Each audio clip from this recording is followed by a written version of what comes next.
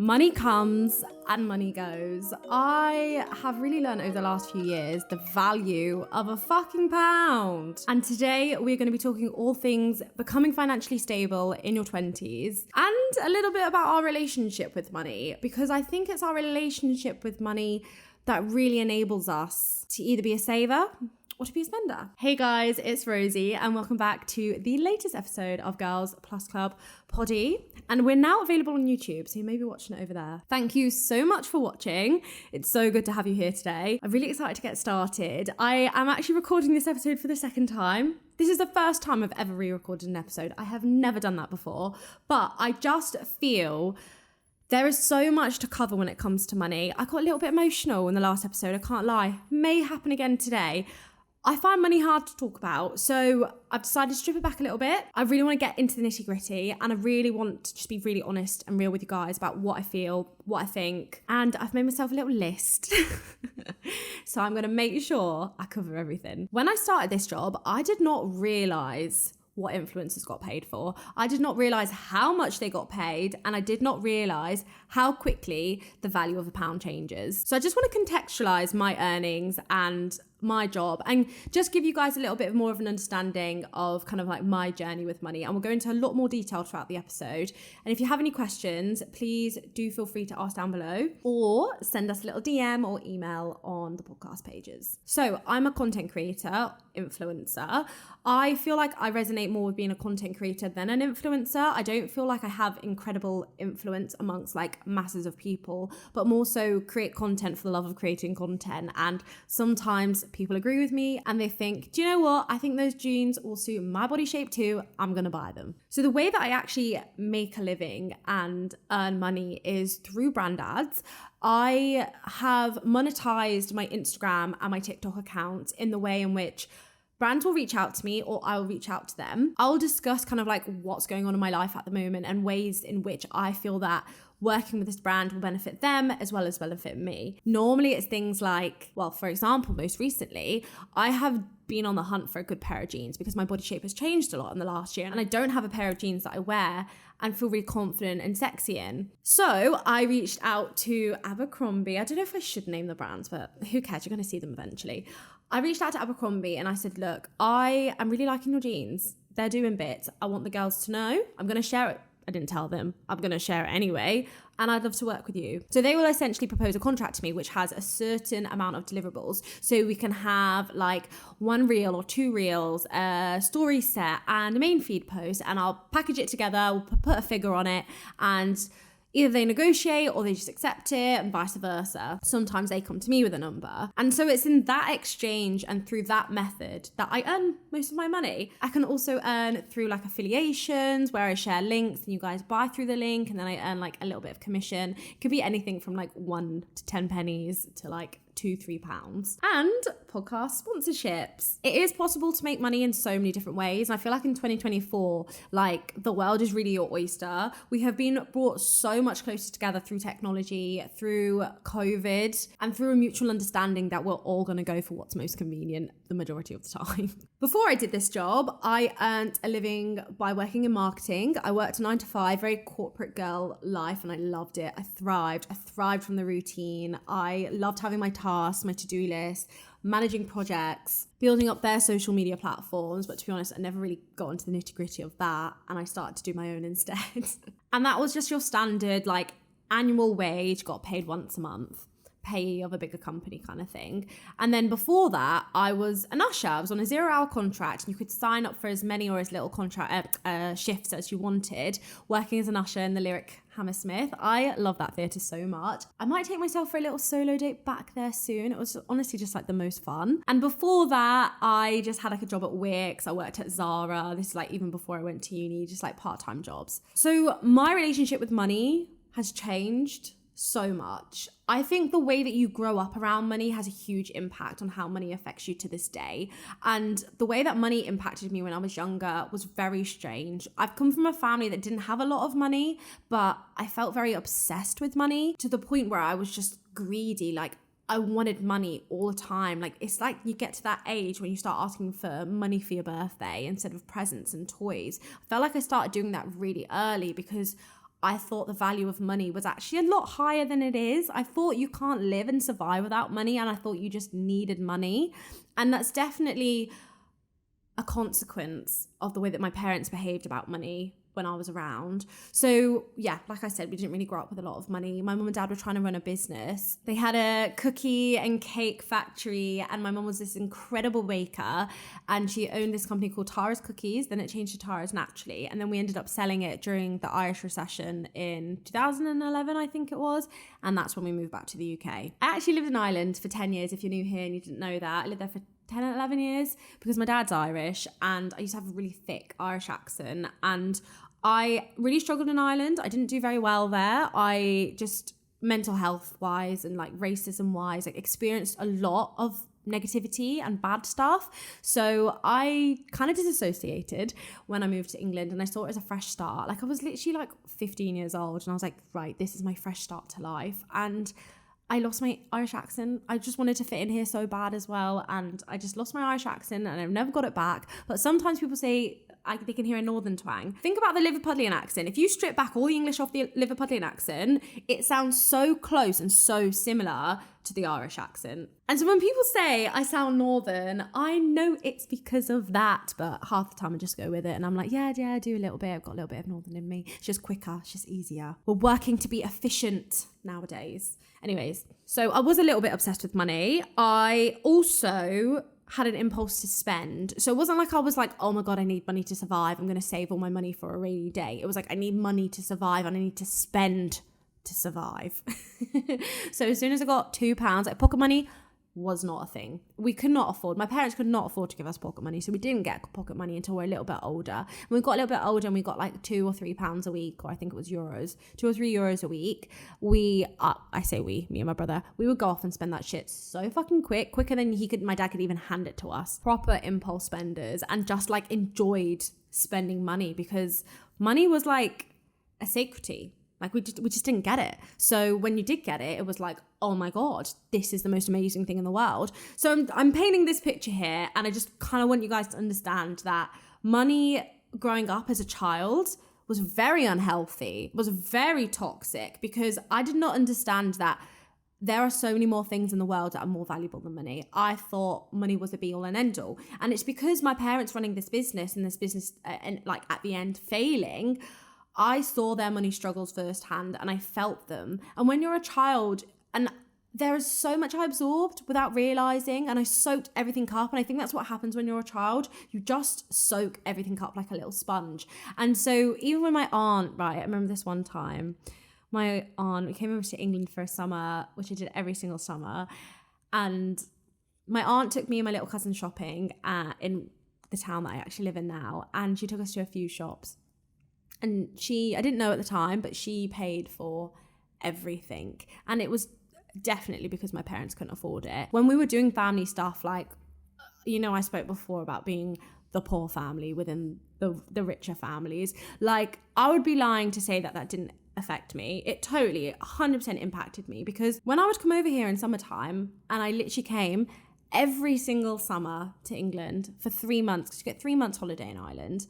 When I would come over in summertime, my aunts would be like, right, kids are going to their friend's party. It's their birthday party in 2 weeks' time. On the morning, I wouldn't say anything beforehand because I didn't know to say anything. I didn't think that far ahead. But on the morning of, I'd be like, I don't know what to wear. Like, I don't know what to wear. I would honestly have like no clothes to wear. I would have clothes, but I wouldn't have like a good outfit to wear. And so they just felt, okay, we just need to take her out to go get some proper outfits for like birthday parties. One time they took us to Lord's to go see the cricket, and I didn't have anything that met the guidelines, like the clothing guidelines. And it's so crazy to me that I was like 9 years old and I remember this stuff so clearly. But I just remember this being a bit of a trigger, because when I got older, I became obsessed with shopping. So when I was earning from Zara, from Wix, I had my job as an usher, I would spend all of my money shopping. I wanted to shop and buy clothes, shoes, makeup, hair stuff. And I think that's very typical. I think most people do that. But I was like obsessed. Like, there was no money left for my bills, no money left for my food. It was very irresponsible of me. And it was because I just felt this like huge void and this huge gap in my life where for so many years I didn't know how to dress and I couldn't dress myself, and I didn't register that that's what was going on when I was a child, that it kind of carried on into my adulthood. And then when I did actually get money and I was earning, I just automatically started spending my money on that. And I generally had a shopping addiction at one stage. Like, I got sat down and I was told, you really need to calm down and strip it back, because it was so irresponsible and I was just spending. But we're being kind to our younger selves. I'm not mad at her at all. I just think the mix between the ADHD and an upbringing with very little money and a bit impulsive behavior around me anyway, as well as my own impulsive behavior, it was a recipe for disaster. Of course it was. There was no moments of, okay, this is the value of £1.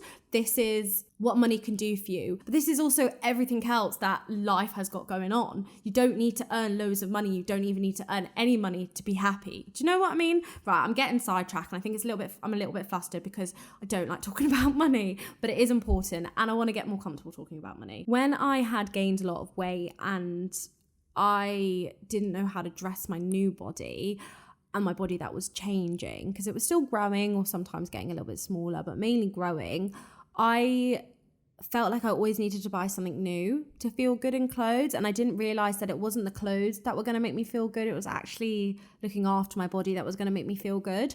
And so it kind of got to this stage where I was in a bit of a cycle of every single day I needed something new to wear because I wanted to feel good in it. And you know the feeling you get when you buy something new, it fits you really well, you feel confident in it, and you wear it. I was chasing that feeling, but I only ever got that buzz at the start because how I felt about my body was very prevalent. It was very, very out there. And so it would rise to the surface very quickly. And the buzz and the feeling that I got from wearing these clothes would disappear immediately. And so I felt the need and like the desire to constantly buy new clothes. And that's kind of how my shopping addiction developed. I was gaining a lot of emotional support from the whole act of purchasing something, wearing something once, and then doing it all over again. The only thing that made me feel good about my body when I had gained weight was buying clothes. It was the act of going to the shop, buying it, wearing it, feeling a bit of a buzz because I feel good in it, and then doing the exact same thing again, because everything I felt underneath that was very prevalent. It came right up to the surface level. And so the process was repetitive. It kept happening over and over again. And I wasn't actually feeling any better about my body by the end of it. It wasn't until I took a step back and I started looking after my body that I realized these new clothes mean shit. It's actually how I feel about me that's going to make a big, big difference. So it probably wasn't until the most recent years that I really truly understood the value of £1. And when I moved out of home for the first time, it was off the back of my parents, honey, I'm actually going to expose you to, charging me almost £600 a month rent. It was like 575, 550, depending on how many days were in that month. The fact that I'm even saying that, it still pisses me off because I'd never do that. Anyways, we're not getting into it. We are healing. So I felt like I was being overcharged to live at home, and a lot of my friends would talk about how amazing it is to live at home, like how difficult it is mentally, but amazing that they can save. I was struggling in both ways. I was paying with my mental health and paying with my wages. So I started to sit down and actually really look at my money and how much I was earning every month. And I sat down, right, and I remember this so well. I had gone back and forth with learning how to budget for so long. I was very bad at budgeting. As you guys know, I was an impulse spender. So my budgets would always go out the window and I'd never stick to them. But I realized the only way I'm going to get out of home and get on with my life and be happier is by saving enough to move out. And by moving out and living alone, I was the sole responsibilityer. I was solely responsible for ensuring I did have enough money for groceries, for the gym, for my transport to work, for my phone bill, for all these little things that I did in the back of my mind think, okay, if I can't afford that, I can probably ask my sister, I can probably ask my mum. And yes, even moving out, I probably could still ask them if I needed to, but I wanted to be more independent. I wanted to be more responsible, and I wanted to treat my money better. But in reality, that was just about treating myself better. So when I moved out and I was totally financially independent, it was scary, really, really nerve-wracking. And I sat down with that budget and I wrote everything down. And girls, if you have no idea where to start with budgeting, listen to these couple of steps. It really is simple. Get your Excel spreadsheet out, whether you use Google Docs, Excel, Notion, whatever it is, it doesn't matter. Get your spreadsheet up. You need to use a spreadsheet. Write down at the top line the month. This is January, or this is February, this is March, whatever. So you've got January at the top, and then to the left, you want to write down income. Now, I was on a fixed annual salary when I was at my old job when I was doing this, and I wrote down my monthly income to the penny.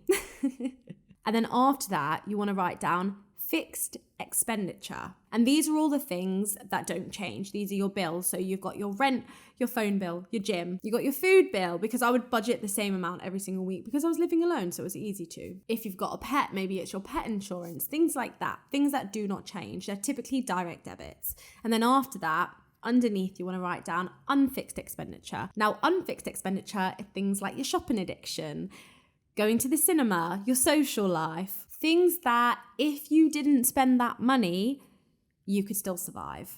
Your fixed expenditure is about surviving. Unfixed expenditure is about living. So they're still very important, but fixed expenditure is that little bit more important and should be your priority. So I tried out budgeting an amount for clothes every month, budgeting amount for social dinners, budgeting an amount for drinks, to the detail, but it was too much detail because you don't always know what your social plans are going to look like. And one month you may have more social plans that you generally do need to buy a couple of extra items of clothing for, and the next month you don't. So instead, what I did is I wrote down a budget for social in general, whatever that means. So let's say £250 for social, and that covers everything. We're talking taxis home on a night out. We're talking about the night out. We're talking going out for dinner, going to the cinema. We're talking everything, whether it's solo or in groups of people, it is social. And then under that, I would have buffer. I would always try to have £100 every single month, which was like a buffer amount. And oh my gosh, I always dipped into it. So I just want to take that little bit of pressure off of you. You will dip into it, and that's fine. But as long as you are consciously and actively putting a fresh £100 aside at the start of every month, do it. Because you'll get to month 6, you'll have £600 in your pocket, not for spending because, oh, what was that? Just hit a pothole and now I've got to get a new tyre. Shit happens. That's what we call a rainy day. You need that money, that buffer money for your rainy day. And below that, within your spreadsheet, you want to have savings. That is absolutely every penny you have not accounted for in your fixed expenditure and your unfixed expenditure. And you want to work hard to maximize that as much as you can, because that is what's going to help you carry you into the next month so you're not living paycheck to paycheck. It's what's going to help you gain financial independence. It's what's going to help you understand the value of a pound. It's what's going to help you move out or go traveling or do whatever it is you want to do with your money. And that is how you set a budget. Now, there is something that we need to recognize here. Money comes and money goes. So we live in a world where we earn a bit of money, we spend a bit of money. We earn a bit of money and we spend it again. I don't want to fight with you about money coming and money going, whether it's true or whether it's not true. But what I do want to do is help you plan for both. So money coming in, plan. What are you doing with your money? Where are you putting it and how are you spending it? Losing money. Again, how are you spending it? Where is it going? You need to assess your own situation and your own life and your own goals. And on a quite a regular basis, whether it's weekly or monthly, it's up to you. I did it daily because I was obsessed. It's so funny to me. My ADHD was honestly so prevalent. It was so obvious back in that year when I had moved out, become obsessed, not even obsessed with calorie count, just obsessed with looking after my body and exercising. And then I became obsessed with saving. Like, great things to be obsessed with. Please, can I be obsessed with savings again? I would absolutely love that. I'm talking to God right now. So you need to assess your situation. Maybe just do it on a bi-weekly to a monthly basis. So, okay, I am deciding this year I'm going to go on 2 holidays. I'm going on a girls' holiday and I'm going to go on a holiday with my boyfriend. I'm not going to do any other holidays. Oh, what's just happened? My best friend's just gotten engaged and we're having a hen do in Budapest. How amazing. I have to be there. I want to be there. And I've been putting my buffer money aside. Oh my God, look at that. I've got £300 I can put towards my flight and accommodation. And my social money for the hen do will have to come out my social money that month. And that means I'll have to cut back on all my other social expenditures that month so that I can afford to go on this hen do. That is budgeting, honeys. Budgeting is not about just saving everything. It's about understanding the bigger picture with your money. And that is how you assess your situations on whether money is coming, money is going, and how you're ensuring that you're in a healthy and safe position for either. My relationship with money has changed a lot. As I discussed at the start of this episode, I was quite obsessed with money to the point where, oh my God, this is why I was talking. I completely forgot to finish the story. When my aunt took me shopping that day, I came home, and this is a really not a triggering in a negative way, but it's a memory that triggers a lot of emotion. I remember sitting and doing, the family fashion show. This is everything we bought today. Me and my little cousin, we were living our best lives. And every single time I got something out of my bag, I was like, this was only £4. This was only £16. This is only £12. And I was 10. And I was obsessed with the price of everything. And it was because my mum and dad were a little bit obsessed too. I grew up in a family where money was very important and we never had enough. And so the conversations around money were difficult. And to be honest, next to nothing. We never had conversations or an open communication about it. But when I would hear conversation, it was money stress, financial stress. And I think that's a lot of the reason why I became obsessed with money. And it still impacts me to this day. Self-aware queen over here, it really does impact me because I'm a little bit obsessed with ensuring I have enough money now. And I have enough money to take a little bit of time off, which I'm going to do very, very soon. I cannot wait to tell you guys about this. I'm booking my first official holiday. This is my first official holiday from social media that I've ever taken since starting this job. But we'll talk about this maybe at the end of the episode or a different day. And the way in which it impacts me now is I find it hard to let go of the idea that I may not have enough money and to accept it. So I'm constantly trying to keep working hard and keep earning money so that I never get in a position in the future that we were with my family when I was growing up, because it was really difficult and it was really hard. And look, I'm very privileged, and I wish I kind of said this earlier on in the episode. I'm so privileged to do the job that I do, and I am totally self-made. I actually want to brag about that for a little minute, because I think a lot of people think I've come from a family with money. I absolutely have not. But the drive and the hunger to make myself more of where I've become or where I came from, to be more and to do more and to earn more, was because we had so little at one stage. And I know I am so much more privileged than so many other people in this world. And I think this is where I start to struggle to know how to talk about money, because I'm so scared of saying something wrong and insulting or upsetting someone because I sound tone deaf, because I'm now in a position where I don't need to worry about where my next meal is coming from. But I've fucking been there, and it was one of the hardest and most challenging things to have ever gone through as a child. And I still, to this day, don't think I quite understand the extent and the depths of that stress that my mum and dad felt. Because I was a child, I still had that level of protection, of that unawareness.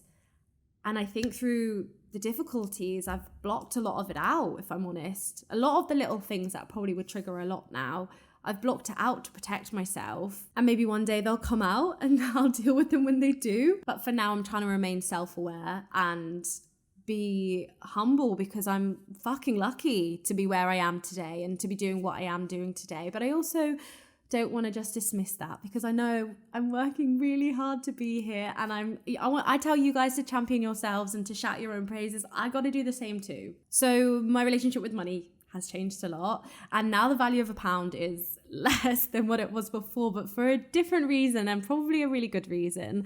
So now the value of a pound is less because I value money less. I don't feel money is the be all and end all. And yes, it's easy to sit here in my lovely apartment with my MacBook and my camera and my Rode microphone and my lovely jumper, and the heating is on. But what I've grown up to realize is that everything else in life literally has so much more value than money. The friendships, the relationships, the people, your time. Gosh, your time. That's the only thing in this world you can never get back. You may get your cheating ex back. I mean, he may get you back, but you'll never get time. You'll never get that back. It is the biggest luxury is your time. And I just kind of want to set an intention for myself for the next year and forever, really, that I continue on this trajectory of being self-aware and being kind to the younger version of myself who didn't understand money properly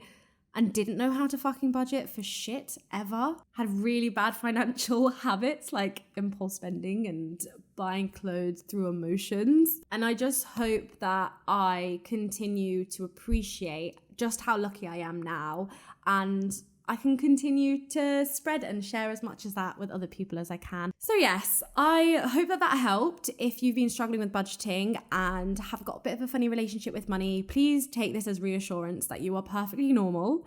This is absolutely fine. And our relationships with money really do stem from the relationship with money that we had as a child or what we were exposed to as a child. So please don't be too hard on yourselves. You're in the right place to do better. I mean, that's what I'm trying to do. Anyways, thank you guys so much for listening. I hope you enjoyed the episodes, and I'll see you next week for some dilemmas with Henry. Bye.